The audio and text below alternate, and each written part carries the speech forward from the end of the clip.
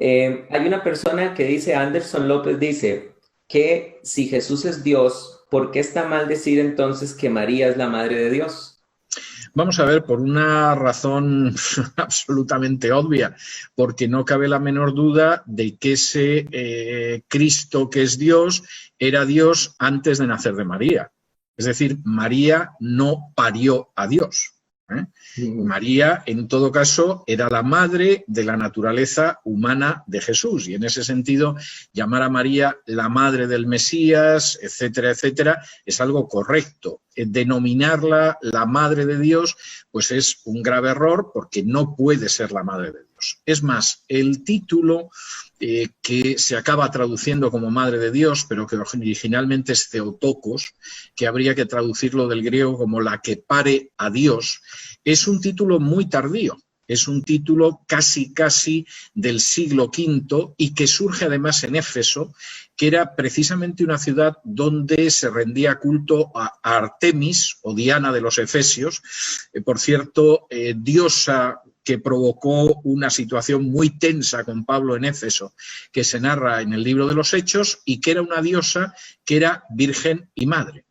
Y que además, en esa idea de resaltar que era virgen y madre, de hecho, los efesios, una de las representaciones era la diosa con multitud de pechos que mostraban su maternidad universal.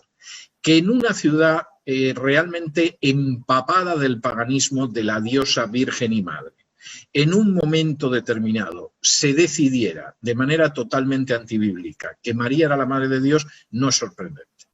Y quisiera decir además que es muy fácil comprender las formas en que María va dejando de ser el personaje de la Biblia para convertirse en otro personaje totalmente distinto e incluso cómo aparecen las representaciones artísticas simplemente viendo a las diosas del paganismo.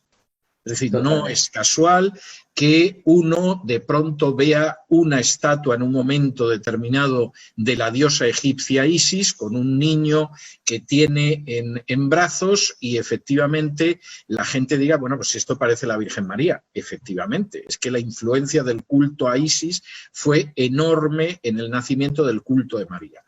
Hay incluso episodios graciosos, grotescos, en cuanto a esto. Cuando los portugueses llegaron por primera vez a la India y se encontraron con las diosas madres de dioses, pensaron durante un tiempo que los indios eran católicos. Porque las imágenes paganas que adoraban los indios eran semejantes a las que ellos tenían de la Virgen.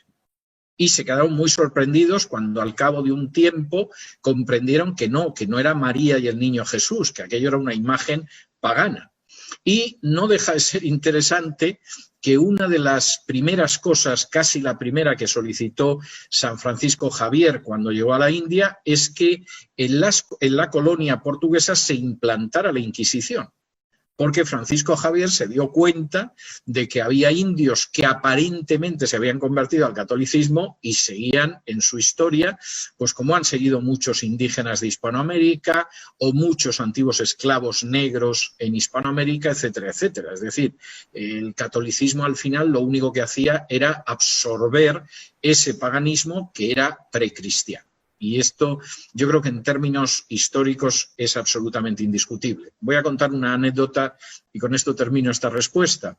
Quizá uno de los aspectos más cómicos, pero al mismo tiempo más trágicos, que uno se encuentra cuando lee los archivos de la Inquisición católica en Lima, en Perú, es aquellos indígenas a los que en un momento determinado pues se ha obligado a convertirse en católicos, pero bueno, los indígenas querían seguir con sus dioses y sus diosas y sus imágenes, colocaban las imágenes debajo de las imágenes católicas escondidas para poder ir a la iglesia y seguir adorando a sus dioses, pero cuando en un momento determinado esto era descubierto por los sacerdotes y llevaban al indígena ante la Inquisición generalmente les decía que lo que habían hecho estaba mal porque era idolatría.